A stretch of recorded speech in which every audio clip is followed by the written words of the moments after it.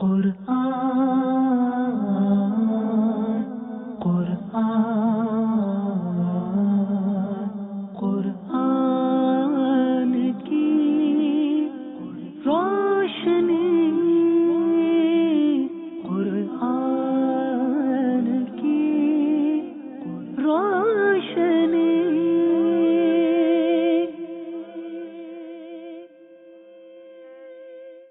الحمد للہ رب العالمین والصلاة والسلام علی سید المرسلین اما بعد فاعوذ باللہ من الشیطان الرجیم بسم اللہ الرحمن الرحیم.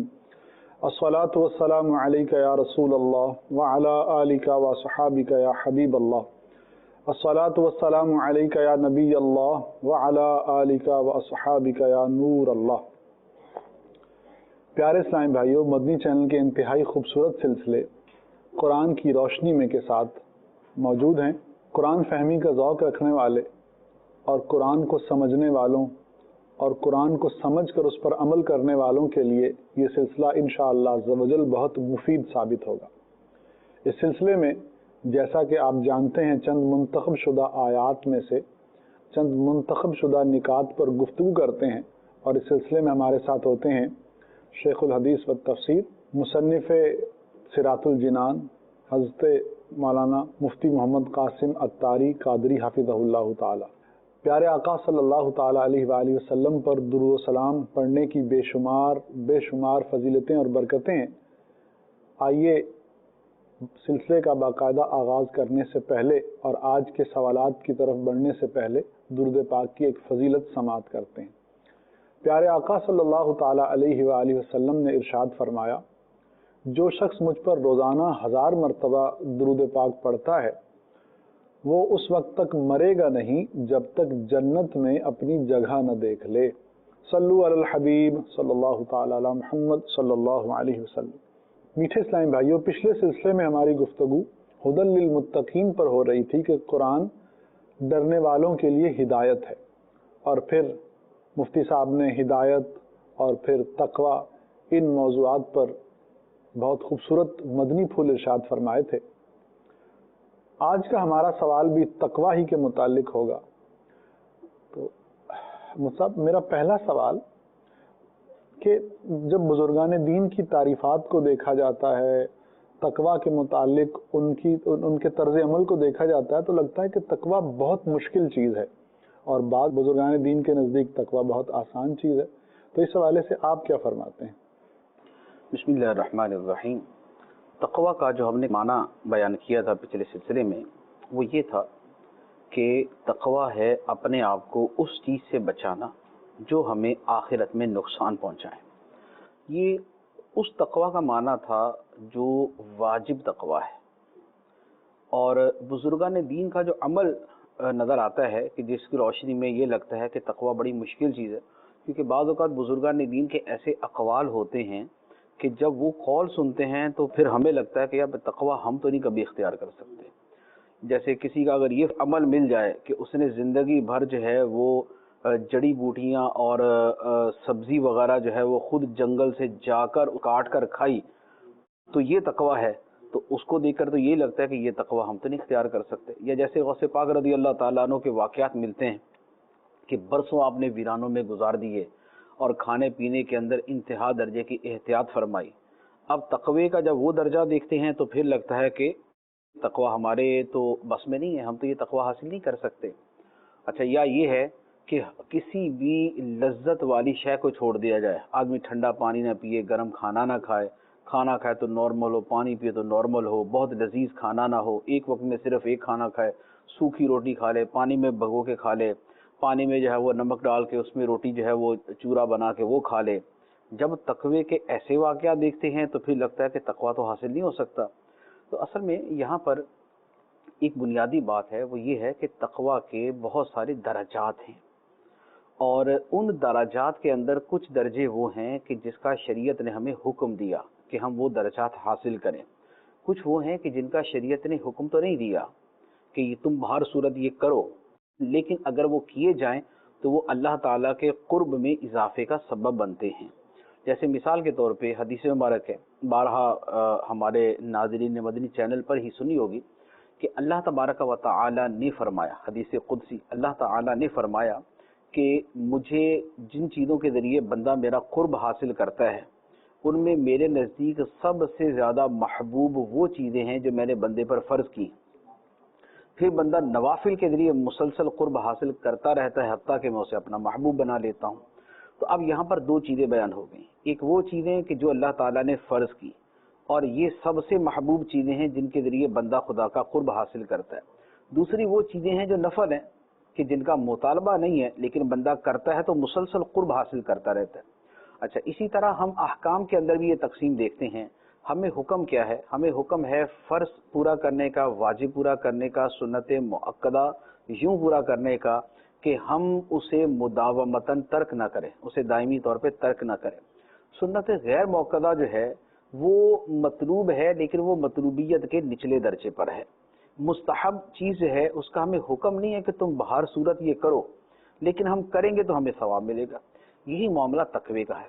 تقوی کے کچھ درجات ہیں، بعض علماء نے 3 بیان کیے، بعض نے 3 سے زائد بیان کیے۔ جیسے عام علماء نے یہ بیان فرمایا ہے کہ تقوی کے 3 درجے ہیں۔ پہلا درجہ ہے عام لوگوں کے لیے۔ عام لوگوں کے لیے تقوی یہ ہے کہ وہ اپنے آپ کو کفر اور شرک سے بچا کر ایمان لے آئیں، کیونکہ تقوی کا مطلب تھا بچنا یا اپنے آپ کو بچانا۔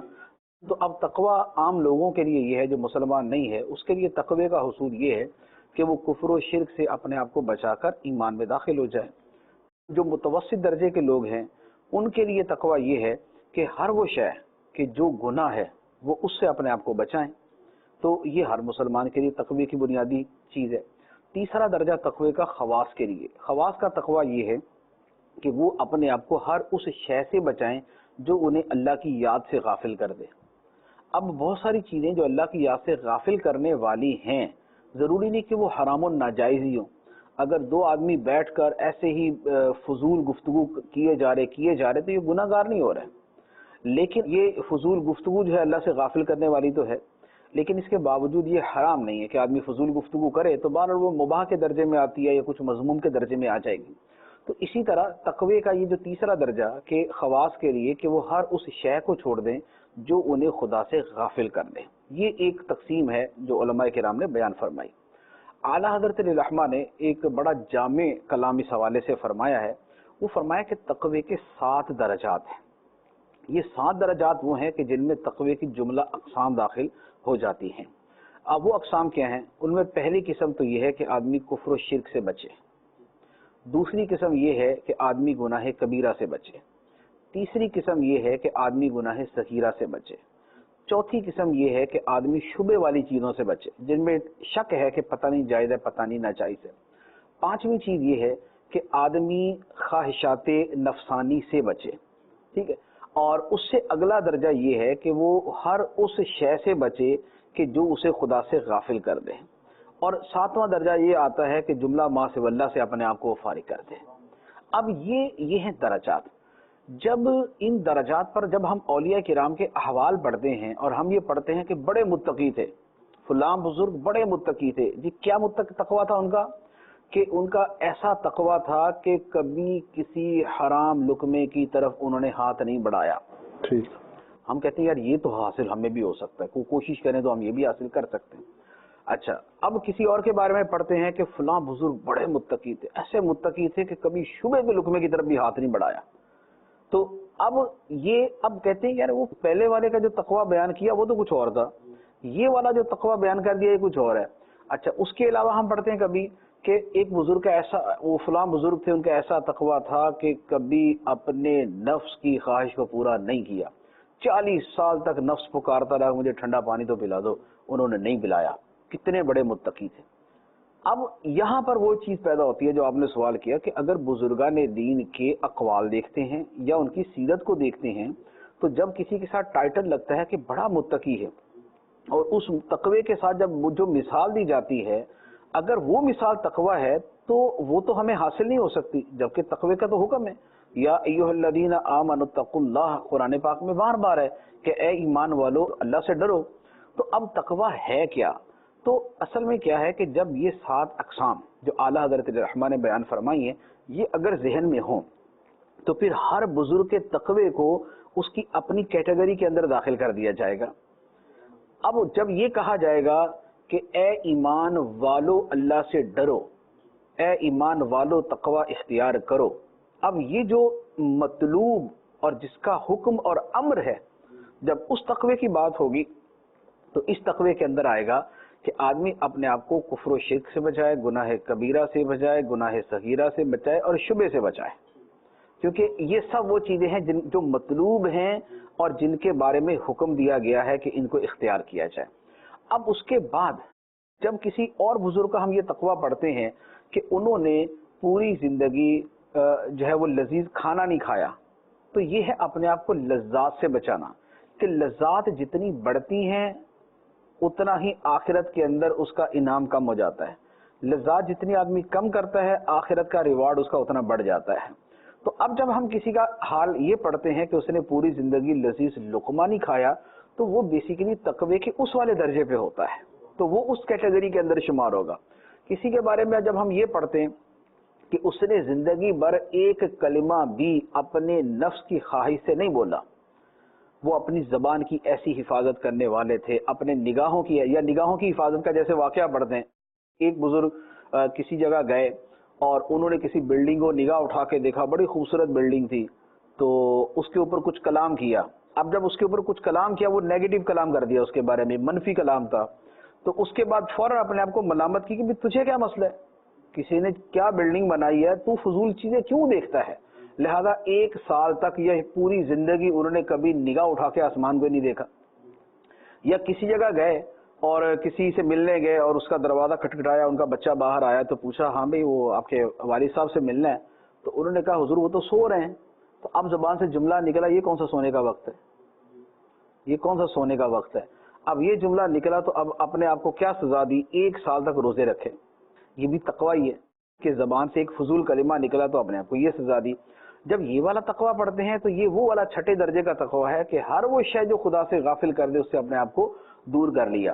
اور ایک وہ اولیاء کرام اور وہ ان بزرگوں کا ہم پڑھتے ہیں کہ جن کی زندگی میں ہمیں محض مراقبہ اور استغراق ملتا ہے، کہ جو ہر وقت اللہ تعالیٰ کی طرف ہی متوجہ ہیں، اللہ سے لو لگا کے بیٹھے ہوئے، اصلاً انہوں نے کسی طرح توجہ ہی نہیں کی، نہ زندگی بھر انہوں نے کسی دنیا کے معاملے میں دخل دیا، نہ زندگی بھر دنیا کے کسی کام کے اندر انہوں نے مداخلت کی۔ تو یہ وہ ہے کہ جو اس آخری والے درجے کے اوپر ہیں کہ جنہوں نے جملہ ما سوی اللہ سے اپنے آپ کو فارغ کر لیا۔ تو یوں پھر مختلف درجات بن جاتے ہیں۔ تو ہم جو اولیاء کرام کے اقوال میں یا ان کی سیرتوں کے اندر تفاوت دیکھتے ہیں کہ یہ کام کرتا ہے اسے بھی متقی کہا جاتا ہے، اور اس سے بہت آگے والا کوئی کام کرتا ہے اسے بھی متقی کہا جاتا ہے، تو یہ فرق ان کے تقوی کے مختلف درجات پر ہونے کے اعتبار سے ہوتا ہے۔ سبحان اللہ، بہت ہی خوبصورت۔ میٹھے اسلام بھائیوں، بزرگان دین کی زندگی میں اگر کہیں تقوی ہمیں نظر آتا ہے اور وہ ہمیں مشکل لگتا ہے تو اس کی وجہ یہ ہے کہ وہ جس درجے پر فائز ہیں وہ درجہ اور وہ مقام اس قسم کے تقوی کا تقاضا کرتا ہے، اور اگر کہیں ہمیں تقوی اپنی طرف نظر کرتے ہوئے آسان لگتا ہے تو یہ بھی اس وجہ سے ہے کہ وہ تقوی کی ایک خاص کیٹیگری پر ہیں۔ بہرحال ہم میں سے ہر ایک کو متقی ہونے کی خواہش کرنی چاہیے اور تقوی کے حصول کے لیے کچھ نہ کچھ محنت کرتے رہنا چاہیے، کیونکہ متقی وہ لوگ ہیں کہ جو دنیا اور آخرت دونوں میں کامیاب ہیں اور اللہ تعالیٰ کے محبوب اور پیارے بندے ہیں۔ آگے بڑھتے ہیں۔ وہ سب تقوی جیسے کہ آپ نے فرمایا کہ اس کے مختلف درجات ہیں اور جو متقی ہے وہ اللہ تعالیٰ کے پیاروں میں شامل ہو جاتا ہے، تو تقوی کو ہم حاصل کیسے کر سکتے ہیں؟ کوئی ایسا طریقہ بتائیں، کوئی ایسے ذرائع بتائیں کہ جن کے ذریعے ہم بھی متقی بن جائیں۔ اس سے پہلے ایک اور سوال میرے ذہن میں آیا جو پوری میں نے گفتگو کی ہے اسی کے اوپر، کہ جیسے ہم نے یہ بات کی کہ تقوی کا 7واں درجہ یہ ہے کہ بندہ جملہ ما سوی اللہ سے اپنے آپ کو فارغ کر لے، یہ ہے تقوی کا سب سے اعلیٰ درجہ۔ اب سوال یہ ہوتا ہے کہ نبی پاک صلی اللہ تعالیٰ علیہ وآلہ وسلم کی جو سنت مبارکہ ہے اس میں تو اس دنیا کے سارے معاملات ہی آتے ہیں۔ آپ نے حکومت بھی چلائی ہے، آپ نے نکاح بھی فرمائے ہیں، آپ صحابہ کرام کے ساتھ ملاقات بھی فرماتے تھے، آپ بچوں کے ساتھ بھی جو ہے وہ بیٹھتے تھے، بچے آپ کے ارد گرد کھیلتے بھی تھے، آپ لوگوں سے گفتگو بھی فرماتے تھے، آپ نے جہاد بھی فرمایا ہے۔ تو اب یہ جو سارا کچھ ہے اس میں تو جملہ ما سوی اللہ سے فارغ ہونے کا جو ظاہری معنی ہمارے ذہن میں فوری طور پہ آتا ہے وہ تو نہیں پایا جاتا. جی جی جب ہم یہ بات کرتے ہیں تو اس سے تو ظاہراً یہ مانا آتا ہے کہ بھئی جو بندہ غاروں میں اور جنگلوں میں جا کے بیٹھا ہوا ہے جی جی اور جس نے نہ زندگی بھر شادی کی اور نہ زندگی بھر اس نے اچھا لباس پہنا، تو یہ تو وہی اس کے اندر آئے گا. نبی پاک علیہ الصلوۃ والسلام نے سادہ لباس تو پہنا، لیکن بعض اوقات بہت مہنگا لباس پہنا، بہت ہی زیادہ مہنگا لباس بھی آپ نے پہنا. آپ کو اعلیٰ درجے کے شاہی جبے بھی مختلف جگہوں سے آپ کو تحفے کے طور پہ پیش کیے گئے اور آپ نے زیب تن بھی فرمائے. اور اس طرح اور بہت ساری روایتیں ہیں. آپ نے جو گوشت تناول فرمایا اس میں اونٹ بھی ہے اور اس کے اندر جو ہے وہ بکرے کا گوشت بھی ہے، اس میں جو ہے وہ مرغی کا گوشت بھی ہے. تو اب یہ گوشت کھانا اور یہ بال بنانا، تیل لگانا، کنگھی کرنا، یہ ساری کی ساری چیزیں اس کے اندر آ جاتی ہیں. تو اب یہ جو 7واں درجہ ہے وہ تو بظاہر اس کے اپوزٹ نظر آتا ہے. تو اب اس صورت میں اب کہاں کیا کہیں گے ہم کہ یہاں جملہ ما سوی اللہ سے اپنے آپ کو فارغ کرنا کہاں گیا یا کہاں پائے گا؟ تو اس کا مطلب تو معاذ اللہ یہ بنا کہ شاید وہ جو اپنے آپ کو جنگلوں میں لے کے بیٹھے تھے وہ تو تقوی کے زیادہ اعلیٰ مرتبے کے اوپر فائز تھے اور یہاں کا معاملہ ویسا نظر نہیں آ رہا. تو اس کا جواب یہ ہے کہ اپنے آپ کو جملہ ما سوی اللہ سے فارغ کرنا جو ہے یہ اصل ہے اپنے دل کو فارغ کرنا. سبحان اللہ. اصل ہے اپنے دل کو فارغ کرنا. اپنے جسم کو فارغ کرنا ضروری نہیں.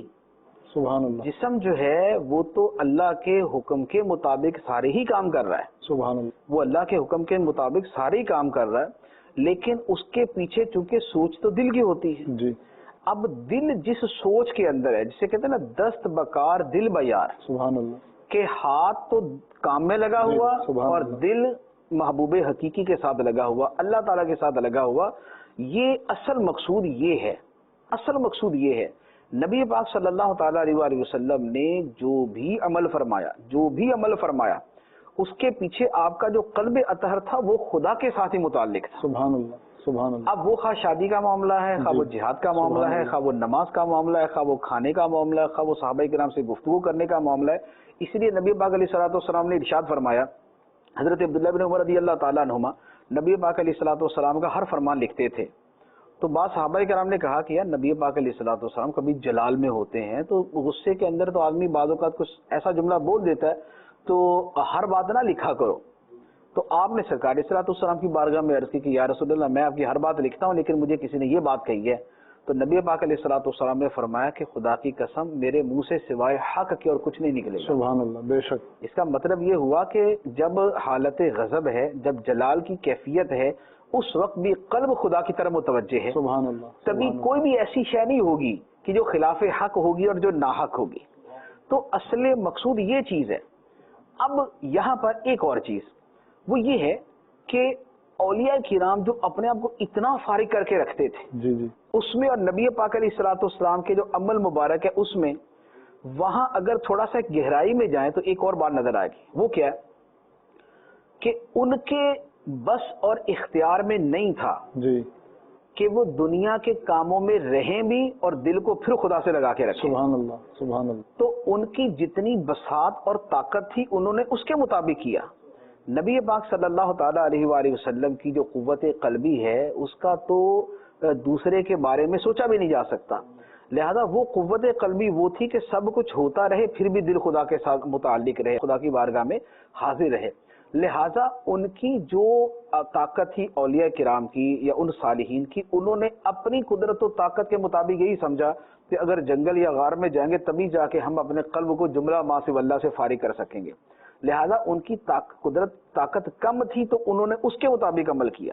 نبی پاک صلی اللہ تعالیٰ علیہ وآلہ وسلم کی قوت و طاقت بے پناہ اور لا انتہا تھی، اس لیے آپ نے سب کے درمیان رہ کر بھی اپنے قلب اطہر کو خدا کے ساتھ لگا کے رکھا. تو یہ وہ فرق آ جاتا ہے کہ ہمیں وہ چیز جو ہم جملہ ما سوی اللہ سے فارغ ہونے کی بات کرتے ہیں اور اولیاء کرام میں دیکھتے ہیں، وہ نبی پاک علیہ الصلوۃ والسلام کی سیرت طیبہ کے اندر ان اولیاء کی طرح نظر نہیں آتی.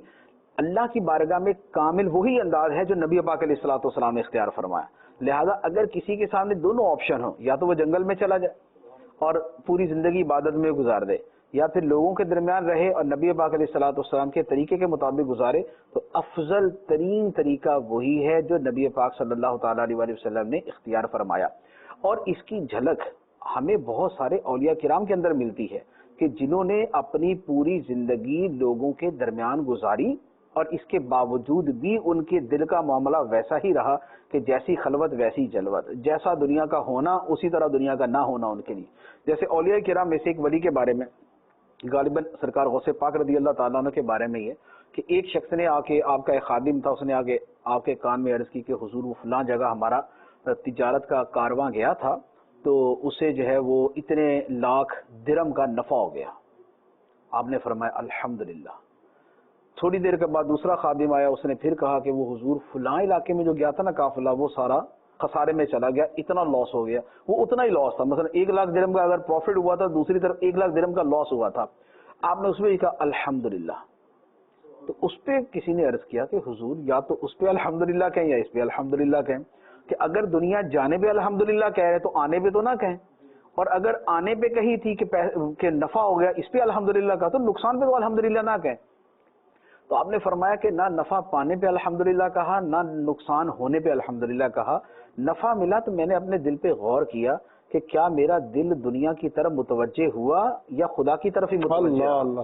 تو میں نے اپنے دل کو دیکھا تو وہ اللہ ہی کی طرف متوجہ تھا. تو میں نے اس پہ الحمدللہ کہا تھا کہ یا اللہ تیرا شکر ہے تو نے میرے دل سے دنیا کی محبت نکال دی. اور جب لاس کی خبر ملی اور میں نے اس وقت دل کی طرف توجہ دی کہ دل غمزدہ تو نہیں ہوا، تو میرے دل کی حالت ویسی کی ویسی ہی تھی، اس میں کسی قسم کا شکوہ اور رنج نہیں تھا. میں نے اس پہ الحمدللہ کہا تھا، اللہ کا شکر ادا کیا تھا کہ میرے دل میں دنیا کی محبت نہیں، کہ دنیا جانے پہ کوئی غم نہیں ہوا مجھے. تو لہذا میرا وہاں الحمدللہ کہنا، یہاں الحمدللہ کہنا، دونوں اپنے دل کی استقامت پر تھے، نہ مال ملنے پر نہ نقصان ہونے پر. تو اب یہ دنیا میں رہتے ہوئے کاروبار کرتے ہوئے پھر بھی اس کے باوجود ان کی کیفیت یہ ہے کہ ان کا دل اللہ تعالیٰ کے ساتھ لگا ہوا.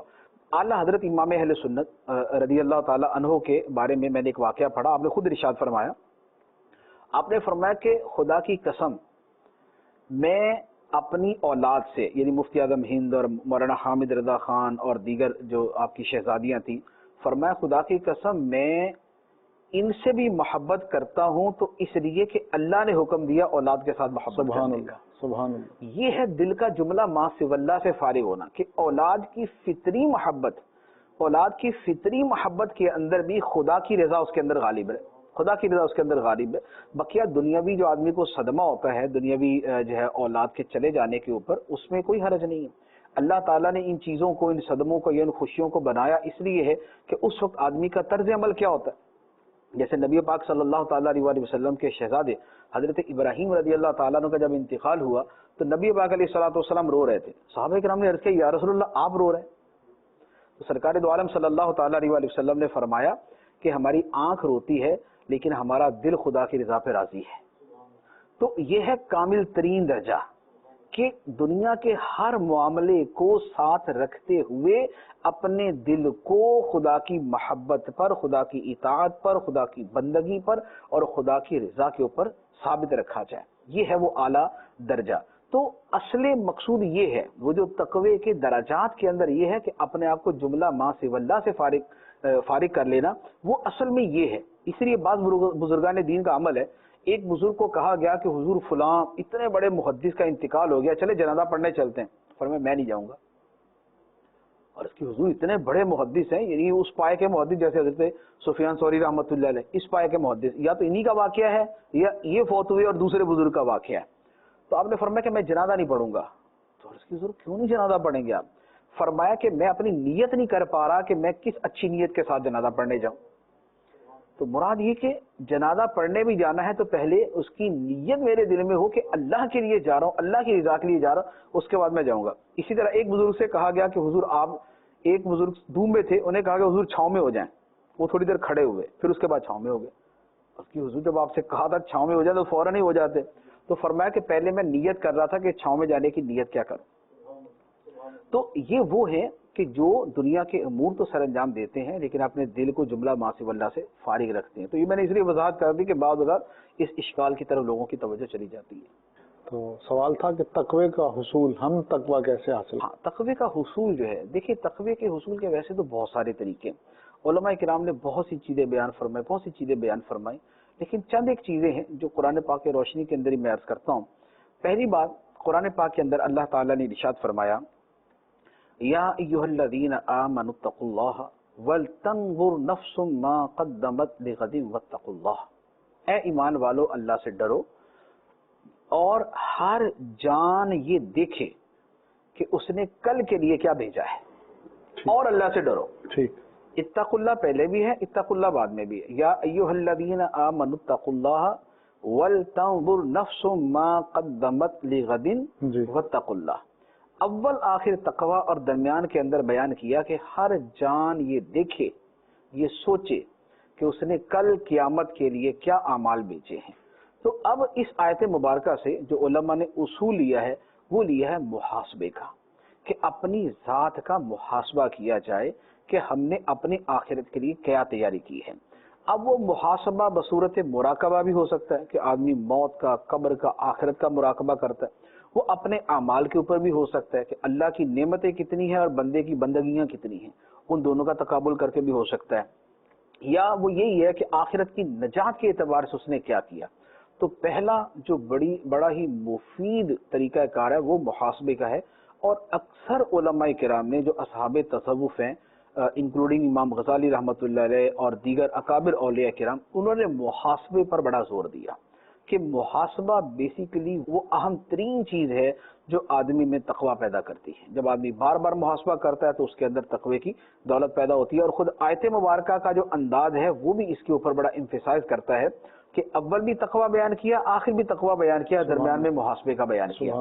اسی لیے اکابر بزرگان دین کی سیرت کے اندر ہمیں یہ چیز ملتی ہے۔ سیدنا عمر فاروق رضی اللہ تعالیٰ عنہ، اب سیدنا عمر فاروق رضی اللہ تعالیٰ عنہ خود اپنا محاسبہ کیا کرتے تھے۔ خود جو ہے ایک بزرگ فرماتے ہیں کہ میں نے دیکھا کہ دیوار کے پیچھے سیدنا عمر فاروق رضی اللہ تعالیٰ عنہ کی آواز آ رہی ہے، اپنے اوپر اپنے پاؤں پہ دھرا مار رہے ہیں اور کہہ رہے ہیں کہ اے عمر اللہ سے ڈر، اے عمر اللہ سے ڈر۔ تو اب یہ اپنے آپ کو اللہ کے عذاب سے ڈرانا، یہ کیا ہے؟ یہ اپنا محاسبہ کرنا ہے۔ یا اسی طرح بزرگان دین نے فرمایا حاسبوا قبل ان تحاسبوا، کہ اپنا محاسبہ کر لو اس سے پہلے کہ قیامت میں تمہارا حساب کیا جائے، وہاں محاسبہ ہونے سے پہلے یہاں اپنا محاسبہ کر لو۔ تو ایک بڑی جو مفید چیز اس حوالے سے ہے وہ ہے اپنا محاسبہ کرنا۔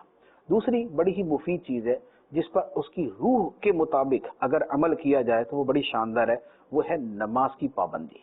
کیونکہ اللہ تبارک و تعالی نے قرآن پاک میں بیان فرمایا وَأَقِمِ الصَّلَاةَ إِنَّ الصَّلَاةَ تَنْهَىٰ عَنِ الْفَحْشَاءِ وَالْمُنكَرِ وَلَذِكْرُ اللَّهِ أَكْبَرُ، اور نماز قائم کر، بے شک نماز بے حیائی اور برائی سے بچاتی ہے۔ اور ہم نے مسلسل اس بات کو بیان کیا ہے کہ یہ اپنے آپ کو برائی سے بچانا ہی تقوی ہے۔ سبحان اللہ، اپنے آپ کو برائی سے بچانا ہی تقوی ہے۔ تو یہ جو تنہا عن الفحشاء والمنکر ہے یہی تقوی ہے۔ تو اب اگر اس آیت کو ہم اس کے تفسیری معنی کے اندر لیں تو ترجمہ تو یہ ہے کہ بے شک نماز بے حیائی اور بری بات سے بچاتی ہے۔ دوسرا معنی یہ بنے گا کہ بے شک نماز تقوی دلاتی ہے۔ سبحان اللہ، سبحان اللہ، کیونکہ وہ جو عمل کر رہی ہے وہ تقوی ہی تو ہے، تو نماز تقوی دلاتی ہے۔ لیکن یہ وہ نماز ہے جس کے بعد میں نے اس لیے عرض کیا کہ جس کو اس کی روح کے مطابق ادا کیا جائے۔ وہ جو روح اس کی حدیث مبارک کے اندر بیان کی گئی کہ نبی پاک صلی اللہ تعالی علیہ وآلہ وسلم نے ارشاد فرمایا ان تعبد اللہ کأنک تراہ، کہ تو اللہ کی عبادت ایسے کر گویا تو خدا کو دیکھ رہا ہے۔ فإن لم تکن تراہ فإنہ یراک، اور اگر یہ نہ تم کانسیپٹ اگر یہ نہ اپنے ذہن کے اندر بٹھا سکو تو یہ تو یقین کر لو کہ خدا تجھے دیکھ رہا ہے۔ سبحان اللہ۔ تو یہ جو مرتبہ احسان پر فائز ہو کر یا احسان کی صورت میں جو نماز ادا کی جائے گی وہ عمل کرے گی جو قرآن پاک کے اندر بیان فرمایا ان الصلاۃ تنہا عن الفحشاء والمنکر، بے شک نماز بے حیائی اور برے کام سے بچاتی ہے، بے شک نماز تمہیں تقوی دلاتی ہے۔ اچھا، یہیں پر اسی آیت کے اندر ایک اور بڑی خوبصورت بات ہے جس کو غالباً مفسرین نے تو اس انداز کے اندر ذکر نہیں کیا، لیکن قرآن پاک کے نکات ہمیشہ نکلتے رہیں گے اور علماء نکالتے رہیں گے۔ آیت کے اندر آگے فرمایا گیا وَلَذِكْرُ اللَّهِ أَكْبَرُ، سبحان اللہ، اور ضرور اللہ کا ذکر سب سے بڑھ کر ہے۔ سبحان اللہ۔ پہلے فرمایا نماز قائم کر، بے شک نماز بے حیائی اور بری بات سے بچاتی ہے، یہ تو ہو گیا نماز۔ اب ذکر اللہ فرمایا اللہ کا ذکر تو سب سے بڑا ہے۔ سبحان اللہ، سبحان اللہ۔ اب یا تو اس کا کنیکشن نماز سے جوڑ دے کہ نماز خدا کا ذکر ہے، اقم الصلاۃ لذکری، میری یاد کے لیے نماز قائم کر، یا تو اس کا کنیکشن اس کے ساتھ ہے کہ نماز قائم کر، نماز اللہ کا ذکر ہے اور اللہ کا ذکر سب سے بڑی شے ہے۔ اور یا یہ اس سے اگلا مرحلہ ہے کہ نماز قائم کر، نماز ہی تجھے بے حیائی اور بری بات سے روک دے گی، اور جہاں تک اللہ کی یاد اور اس کے ذکر کا تعلق ہے وہ تو سب سے بڑھ کر ہے۔ سبحان اللہ، سبحان اللہ، تو بہت خوب۔ اسی سے اگر ہم آگے چلے تو یہ ہوگا کہ جیسے نماز ایک بے حیائی اور بری بات سے بچاتی ہے، تقویٰ دلاتی ہے، اللہ کا ذکر بھی یہی عمل کرے گا، اللہ کا ذکر بھی یہی عمل کرے گا، وہ بھی تمہیں اسی طرح تقویٰ دلائے گا۔ اسی لیے بعض اولیاء کرام اور بعض سلسلوں کے اندر بعض اوقات بہت زیادہ توجہ جو ہے وہ قلبی اوصاف کی طرف نہیں دی جاتی، ذکر اللہ کی کثرت کی طرف دی جاتی ہے، کہ وہ ذکر اللہ کی کثرت جو ہے وہ دل کی برائیوں کو جلا دے گی، وہ اس کی آلائشوں کو مٹا دے گی، اور اس کی جگہ وہ خود بخود جب اللہ کی محبت کو جگا دے گی تو تقویٰ اس کے ساتھ ہی چلا آئے گا۔ تو یہ جو اولیاء کرام کے مختلف انداز ہے، ایک تصوف کا وہ انداز ہے جو امام غزالی رحمۃ اللہ علیہ کا کہ سیپریٹلی جو ہے وہ ایک ایک برائی کو لیں گے، ایک ایک اچھائی کو لیں گے، اسے ریموو کریں گے، اسے اڈاپٹ کریں گے۔ لیکن دوسرا وہ بزرگان دین کا بھی جو ہے وہ طریقہ ہے کہ جو پہلے دن مرید اگر سچے دل سے آ گیا کہ جناب مجھے راہ تصوف پہ جانا ہے، تو اس کو یہ نہیں بولیں گے یہ کر، اس کو بولا ٹھیک ہے یہ 1.5 لاکھ مرتبہ یہ تسبیح کرو۔ اب وہ بیٹھا ہوا 1.5 لاکھ مرتبہ تسبیح کرنے، وہ تسبیح اس کے دل سے باقی خیالات ہی مٹا دیتی ہے۔ جس کو ذکر میں اتنا لگا دیا، خواہ وہ لفظ اللہ ہی ہے یا لفظ وہ کلمہ طیبہ ہے، لا الہ الا اللہ ہے، اب اس کو پڑھتا رہے گا، نہ اسے تکبر کے سوچنے کی فرصت ہے، نہ اسے حسد کے سوچنے کی فرصت ہے، نہ اسے برائیوں کی طرف جانے کی جو ہے نا وہ اس کو فرصت ہے، وہ اسی میں لگا رہے گا۔ یہ کرتے جب دل کی ایک کیفیت اسٹیبلش ہو جائے گی، اس وقت اب اس کا وہ پیر اور اس کا شیخ اسے دیکھتا ہے کہ ہاں بھی کتنا یہ انسان بنا پوری طریقے سے۔ اب اگر دیکھیں کہ اسی ذکر نے ہی اس کے سارے معاملات کو حل کر دیا، تو پھر تو اسے وہ اگلے مراحل کی طرف چلا دیں گے، ورنہ پھر کہیں گے کہ اب رک جاؤ، اب یہ جو اتنا ذکر کرنے کی وجہ سے دل میں تھوڑی سی بڑائی آ رہی ہے نا، تو میں اتنا ذکر کرتا ہوں، پھر وہ اس کی اصلاح کی طرف لگا دیتے ہیں کہ چلو بھی سر کے اوپر ایک ٹوکری اٹھاؤ اور بازار کے اندر گلے سڑے پھل بیچنا شروع کر دو۔ جو بندہ دیکھے گا بولے گا شرم نہیں آتی، کون سے پھل بیچ رہے ہو، یہاں پر گلے سڑے پھل بیچ رہے ہو۔ تو یہ جو ذلت ہے یہ عاجزی پیدا کرائے گی، تو ادھر ذکر اللہ اسے اوپر لے جائے گا، اور وہ جو بری علائشیں ہیں وہ اس طرح کی عاجزی کے ذریعے ان کی ختم کرائی جاتی ہے۔ یہ ایک مثال ہے جو بزرگان دین کی سیرت کے اندر آپ نے بھی پڑھی ہے، میں نے بھی ان کا مطالعہ کیا۔ تو اب بعض بزرگان دین اس لیے صرف ذکر اللہ پہ لے جاتے ہیں، کیوں؟ اس لیے کہ وَلَا ذِكْرُ اللَّهِ اکبر، اللہ کا ذکر سب سے بڑا۔ سبحان اللہ، بہت تو ایک یہ طریقہ ہے کہ نماز کی پابندی کی جائے، ذکر اللہ کی پابندی کی جائے، یہ بھی آدمی کو تقوی کی طرف لے جانے والی چیز ہے۔ لیکن وہی ہے کہ یہ ذکر اللہ کی جو پابندی ہے یہ کسی شیخ کے تابع ہو کے ہونی چاہیے، ورنہ ایک عمومی تاثر یہی دیکھا ہے کہ وہ تکبر فوری طور پہ دل میں، اور انانیت اور بڑائی اور ضد جو ہے یہ دل میں آ ہی جاتی ہے، لہذا اس کی طرف توجہ کیا جائے۔ اچھا، تیسرا طریقہ یہ ہے کہ جب تقویٰ کا یہ معنی ہے اپنے آپ کو گناہ سے بچانا، صغیرہ ہو یا کبیرہ ہو، تو لہذا یہ ایک ڈٹرمینیشن ہو، ایک طے کر لیا جائے کہ بھی گناہ نہیں کرنا۔ کیوں؟ اس لیے کہ گناہ سے دل کو زنگ لگتا ہے، گناہ سے دل کی حالت خراب ہوتی ہے، دل کی حالت خراب ہے تو تقویٰ نہیں آ سکتا۔ تقویٰ دل کی صفائی کا نام ہے، تقویٰ اسی تزکیہ ہی کی صورت ہوتی ہے۔ تزکیہ جو ہے وہ ہے دل کی پاکی، دل کی پاکی ہوتی ہے دل کو زنگ سے اور اس کو جو ہے وہ اس کو سیاہ نقطوں سے بچا کے رکھنا۔ تو اب جو قرآن پاک کے اندر فرمایا گیا کلا بل ران علی قلوبہم ما کانوا یکسبون، ہرگز نہیں بلکہ ان لوگوں کے دلوں پر زنگ چڑھ گیا ان کے اعمال کی وجہ سے۔ تو لہذا گناہ سے اپنے آپ کو بچایا جائے تاکہ وہ گناہ دل کے اوپر سیاہی کا ذریعہ نہ بنے۔ دل کو سیاہی سے بچائیں گے تو دل کا تزکیہ ہوگا، دل کا تزکیہ ہوگا تو یہی تقوی کی صورت اختیار کرے گا۔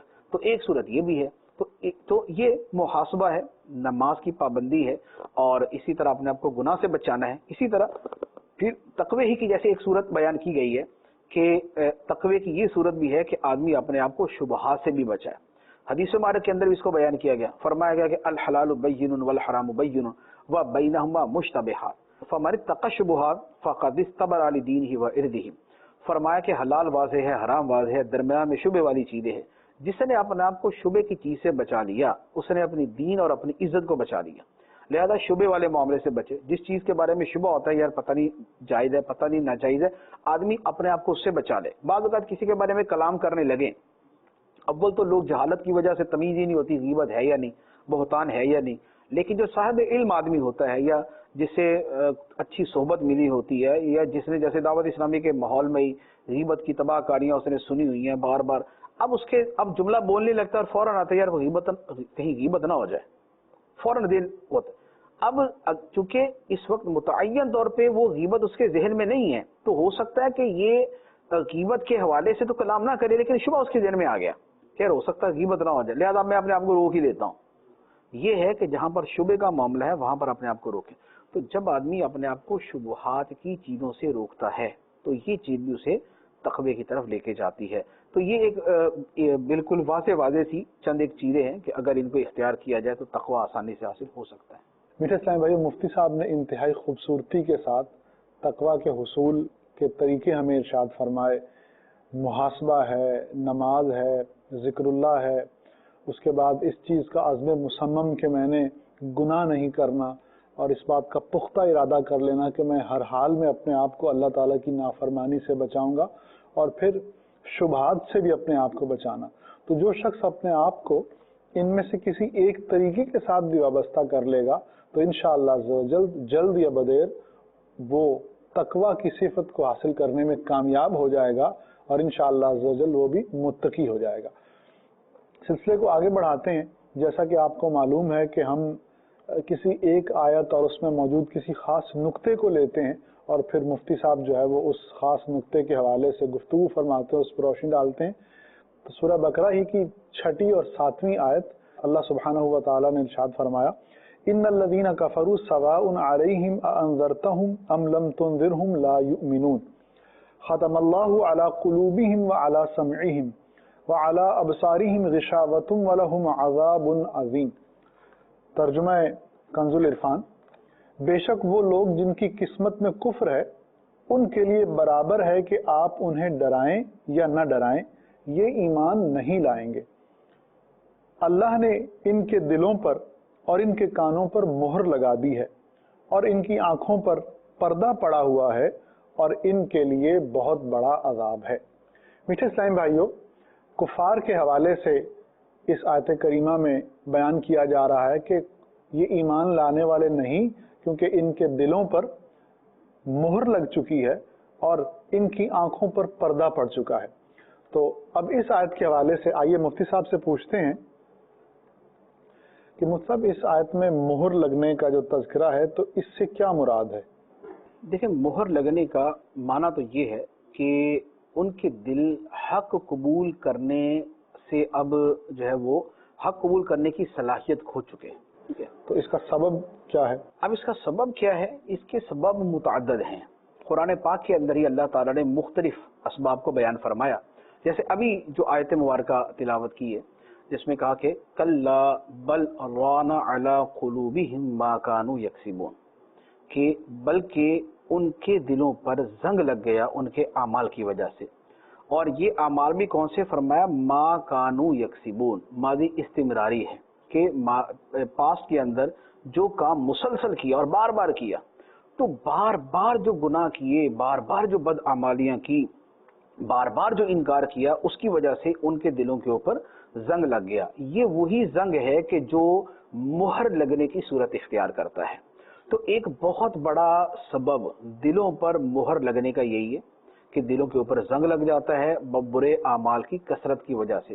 ہمارے اپنے مشاہدے کے اندر بھی ہے کہ جو لوگ بڑی تسلسل اور بڑی کثرت کے ساتھ گناہوں کے اندر مبتلا ہوتے ہیں، ان کی اکثریت ایسی بن جاتی ہے کہ جن پر کوئی شے اثر نہیں کرتی۔ جی، نصیحت تو اثر ہی نہیں کو جو جتنا مرضی سمجھا لیں وہ اپنے اسی ڈگر پر پکے رہتے ہیں اور کسی بھی صورت اس سے ہٹنے کا نام نہیں لیتے۔ کسی خاص کے لیے کوئی توفیق الہی مساعد ہو جائے، مددگار ہو جائے تو وہ پلٹ بھی آتے ہیں، جیسے دعوت اسلامی کے ماحول کے اندر بھی ایسے واقعات ہیں۔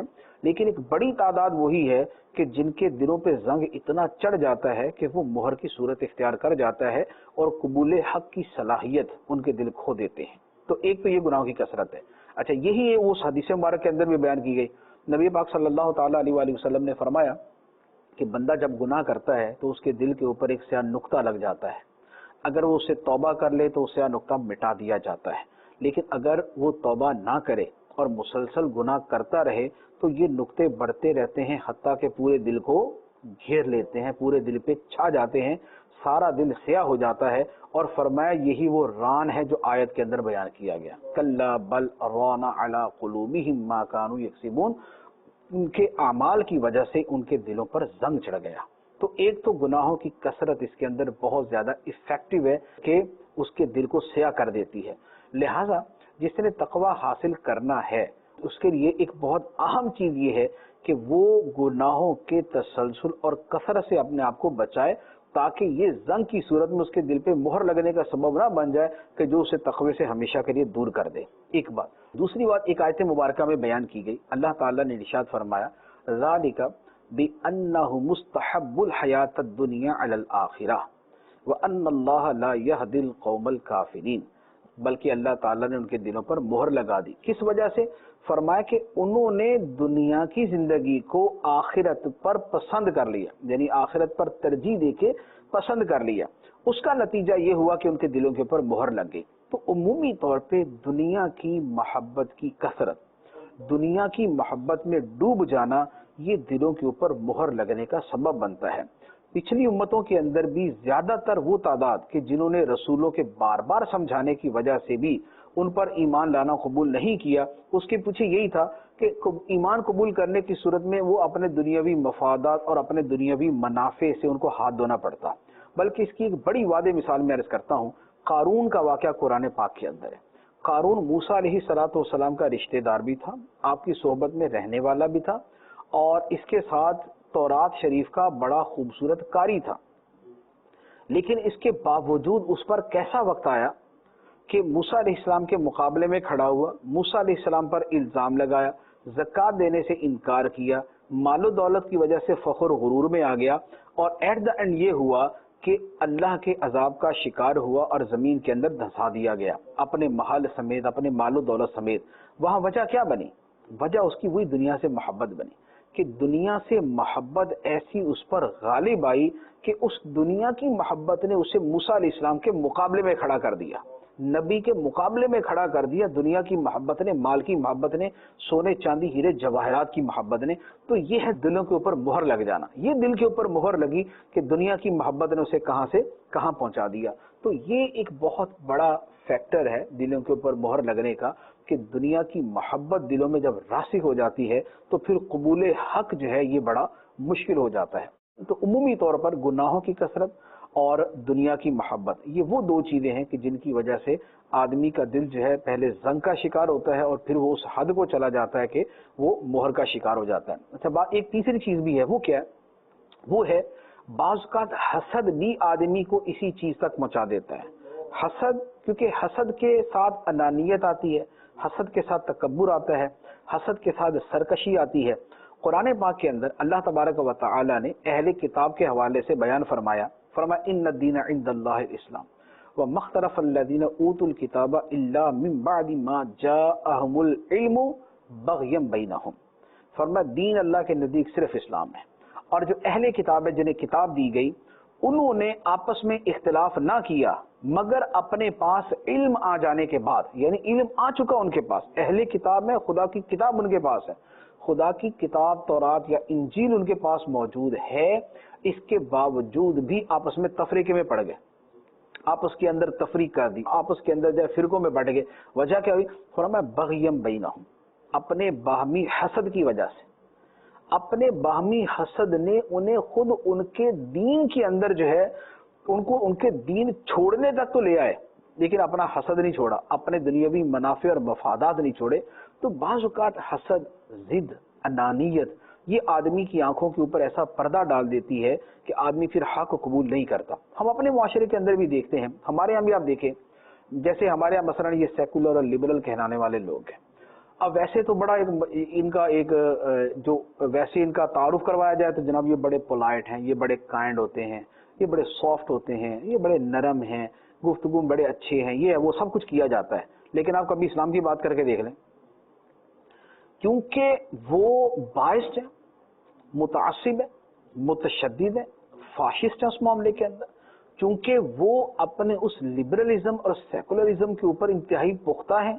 اب وہاں وہ جو ضد اور انانیت ان کے اندر جڑ پکڑ چکی ہے، اس کا نتیجہ یہ ہوگا کہ آپ ان کے سامنے اسلام کا جو مرضی حسن اور خوبی بیان کر دیں، ان کی پیشانی کے اوپر لکیریں ہی پڑیں گی، اور اس کے مقابلے میں کفر کی آپ کوئی اچھی چیز پیش کر دیں کہ اگر ان کا ظاہری اخلاق اچھا ہے یا ان کی دنیاوی ترقی اچھی ہے تو چہرہ شاداں فرحاں ہوگا اور جناب مسکرائیں گے اور ہنسیں گے اور بڑے خوش ہو جائیں گے. لیکن اسی کے مقابلے میں اسلام کی خوبی بیان کر دے تو جس کو کہتے ہیں نا کہ بعض اوقات بندہ کسی مرض میں مبتلا ہونے کی وجہ سے اواں کر کے ہی اس کو قبول کرتا ہے، اس انداز کے اندر قبول کریں گے، وہ کیا ہے؟